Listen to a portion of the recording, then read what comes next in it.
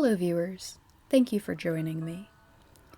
I've had both the manga, which is only 1 volume long, and the movie adaptation, which is only about 45 minutes long, for the Garden of Words in my possession for a while now. It was always the plan to review them together whenever I finally got around to it.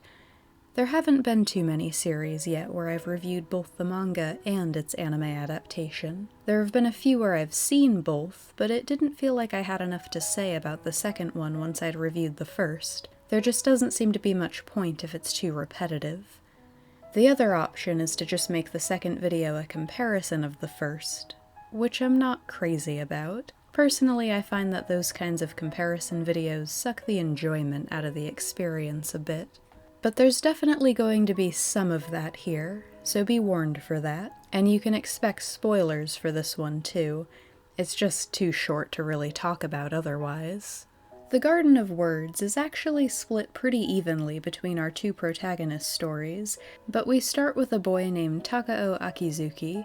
He's a bit of a loner, but more in an awkward sense than an edgy one. He doesn't generally open up to people for a few reasons. He's got one of those irresponsible single mothers who's always off chasing younger men, so he's had to grow up a bit faster than his peers. But he's also already committed to training to be a shoemaker, which is a pretty old-fashioned dream. He suspects he wouldn't be taken seriously, so he never really shares that part of his life with anyone.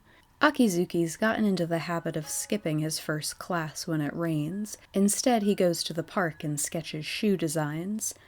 One day, there's a woman sitting on the other bench, dressed professionally, but ditching work the same way he's skipping school. They don't talk much the first day, but the rainy season starts, so they're soon spending every morning together.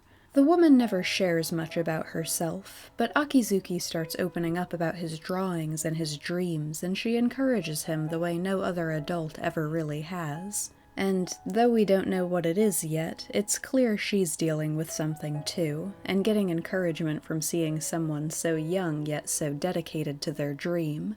But then the rainy season ends, and Miss Yukino goes back to work at Akizuki's school, where she happens to be a teacher.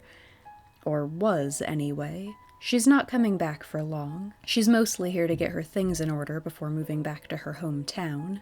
But the two casual friends Akizuki does have explain to him that Miss Yukino has been on a leave of absence for months, chased out by a group of her students after one of them got jealous of how fond her boyfriend was of their teacher. Those rumors spread until even the parents were speculating about it, and I got the impression the school didn't do much to defend her.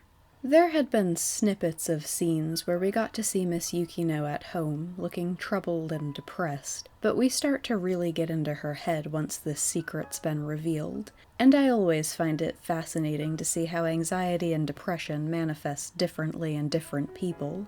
She'd lost the ability to taste anything but her comfort foods, beer and chocolate, but the bigger thing was how difficult it had become just to move. The dread over walking back into that classroom each day got to be so bad that soon she could barely walk at all. This was what brought her to the park in the first place, just to practice walking around again. Her talks with Akizuki inspired her and restored her faith in her ability to teach, which had been her own dream. The beauty of these kinds of stories is how tiny moments between strangers can have a huge impact on a person's life, and I think that aspect of the story did hit its mark, though I wasn't crazy about the reveal she was his teacher. A part of me just would have preferred for them to be true strangers with no connection, though I do also kind of love the irony that if Miss Yukino had still been at the school, she would have been teaching that first period class Akizuki always skips. But also, they throw some romance vibes in there near the end, and that student-teacher connection is more uncomfortable to me than the age difference.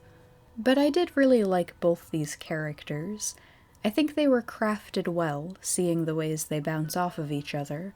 The way Akizuki is unusually serious and mature for his age is a nice balance to how Miss Yukino is kind of immature for hers. That sounds bad because I've already blamed anxiety and depression as the culprit for her behavior, which can affect anyone at any age. To get into what I really mean brings us to the comparison section of the review. The Garden of Words is such a short watch and read that it's hardly an inconvenience to experience them both, but if you're only looking for one or the other, or you're wondering which you should see first, I have to suggest the manga over the movie. It's so short that it's kind of mind-boggling to me that there's a noticeable difference, but there is. There are two scenes that weren't adapted fully that I felt were pretty important. One is the meeting Akizuki has with his guidance counselor. In the movie, all they talk about is how often he's been skipping class, but in the manga, the teacher goes on to ask if he has any hobbies or is involved in any extracurriculars, and Akizuki visibly tenses up and withdraws from him, but this is immediately followed up by Akizuki opening up to Miss Yukino about his dream for the first time. It shows that he doesn't feel he can trust those sorts of authority figures like teachers or parents, likely from a lack of support in the past. It's a tiny detail, but it just makes it a little clearer, when he blows up at her later, why he feels so betrayed upon finding out she's a teacher. He figures she was probably secretly mocking him. In the movie, the explosion is just a little out of nowhere. And the second scene is one where Akizuki's friends explain the drama that caused Miss Yukino to leave. The movie only goes into the gossip and bullying. It misses the few lines where they talk about what she was like as a teacher, how she was more like a friend to her students. I know these are both really small things, but when a story is this short, the tiny details really matter, and this one definitely gave me a better feel for Miss Yukino's character. She was clearly passionate about her students and her subject, 2 marks of a great teacher, but she also had no real sense of authority, or the confidence needed to confront the bullying when it started, which is also important for a teacher. That's what I mean when I describe her as immature.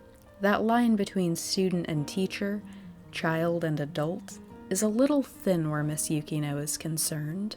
Unfortunately, that's not even the end of the ways I feel the manga tells the story better than the movie. This was another of Makoto Shinkai's works, with the manga's artwork being done by Midori Motohashi. Shinkai is known for his beautiful visuals and sound design, and sometimes it all comes together perfectly. In this case, I felt like those elements often overpowered the storytelling. Like, it did look beautiful, apart from the one fight scene which was oddly stiff, and the music was also beautiful, but misused was how it felt to me. This is a very quiet movie overall. They chose to just flash by most of their conversations in the park, the music practically drowning out their words, montage style.